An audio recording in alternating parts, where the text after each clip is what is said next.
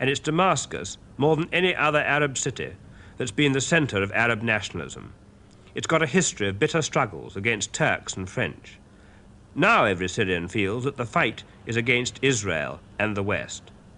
The man in the street believes that recently the Americans plotted to overthrow their government, and the evidence is strong. In the cafes, politics are made. Syrians are certain that the West won't help them and that Russia is their friend. Does that mean that the Syrians themselves are becoming communists? Public opinion outside Syria is quite different from the real situation here, because the Americans and all the allies who cooperate with America are describing Syria to be communist. But they are quite mistaken because of many reasons. First of all, Syria is known to be an Islamic country. And we have many capitalists here, and they never think of communism at all. And they attack communism wherever they find it.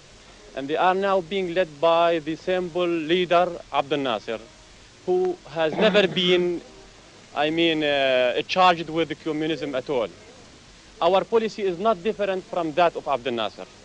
Is anybody here a communist? Are you a communist? No, I am a capitalist. You're a capitalist. So do I. Are you a communist? No, but capitalist. But do you think that do you think that Syria is in danger of going communist? No, I don't think so. In the prosperous quarter of Damascus, I spoke to 3 rich businessmen whose riches would be gone if communism came. Like everyone else in Syria, they're obsessed with fear of Israel. If you remove the danger of Israel, we might have time to think about the danger of becoming communist. I myself am called a millionaire, but I prefer 100 times to become a communist and not to leave the Jews take my land and take my home and to throw me as a refugee to the desert the way they have thrown our brothers from Palestine. If you answer to a question that I will ask, are you going to attack us again? You mean attack anybody in the Arab world? Any of the Arab world, exactly.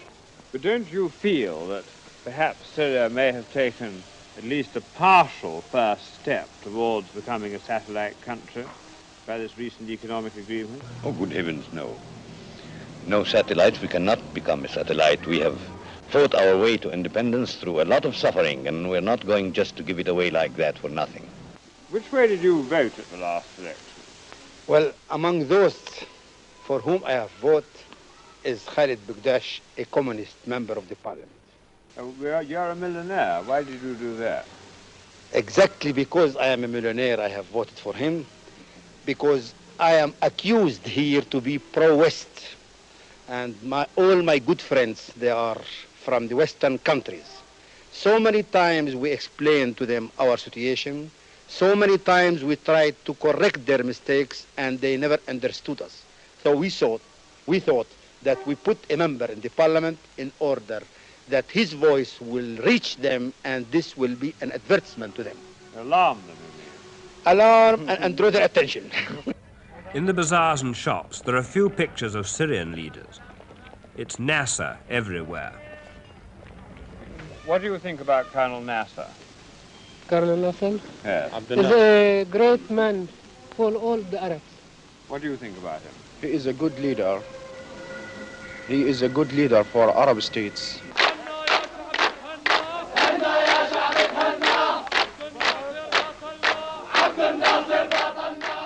Nasser is our friend and leader, is the theme of this song, which the Syrian soldiers insisted on singing to me.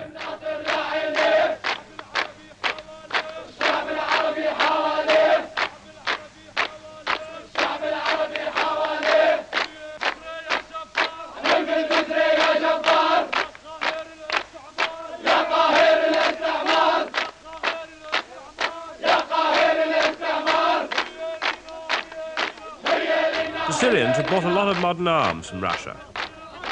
It's doubtful whether even their regular soldiers could use them effectively, nor could these volunteers who belong to the popular resistance movement. Every morning at dawn for 2 hours, these volunteers run round the streets of Damascus. They're practicing street fighting in case the Israelis or the West invade Damascus. Their employers have to pay for their time off work. They're very enthusiastic. The Chief of Staff told me that he was very proud of them and that they would be magnificent fighters. I'm not quite so certain myself.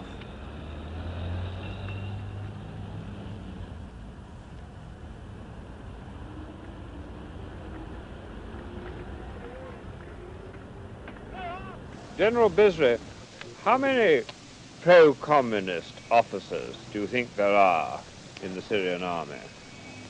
There are very few pro-communist officers in the army, and most of them are in the reserve. The army is dominant in Syria. It's not true that they don't interfere in politics. They've changed the government several times by force since the war. But this showroom was about the only sign of the Russians that I could find in the Damascus streets. Yaz, Gaz, Maz are all Russian makes of car.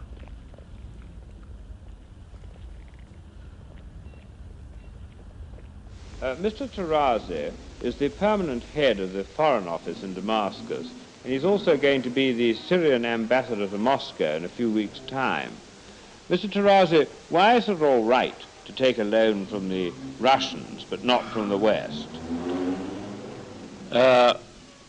In fact, the Syrian government has requested a loan 2 years ago from the International Bank for Reconstruction and Development in Washington. But unfortunately, the conditions of the bank were not acceptable for the government because the loan had contained some conditions which could be considered as interfering in the internal affairs of Syria. That man may not be a communist, but in England we'd call him a fellow traveller. But the ordinary Syrian agrees with what he says about the West making unacceptable conditions for any offer of aid. The government certainly has the people behind it. Here's the Prime Minister. He doesn't speak much English, so we had an interpreter to make a simultaneous translation. My first question, no communist. Insofar as communism represents a social and economic doctrine, I can, without any hesitation, declare that the proportion of communists or communist sympathizers in Syria is less than anywhere in the other Arab countries. It is even less than in any Western country. There is only one communist member in our parliament, which is composed of 144 deputies, while in France, for example, the number of communists constitutes a large proportion of the National Assembly, and the same thing applies to Italy. Even in Israel itself, which is the spoiled child of the United States, the communist members of parliament total 13. It is clear, therefore, that the prevailing false impression that communism is spreading in Syria has no foundation in fact. But how are you going to deal with the danger that you may get more Russian technicians here than you really want as a result of this economic agreement? I do not understand this fuss about Soviet technicians, nor the campaign directed against us. First, it has been said, we have become communists. This is not true. Again, it has been said that we have become satellites of Soviet Russia. This also is not true. Our relations with the Soviet Union have been deliberately misconstrued and distorted.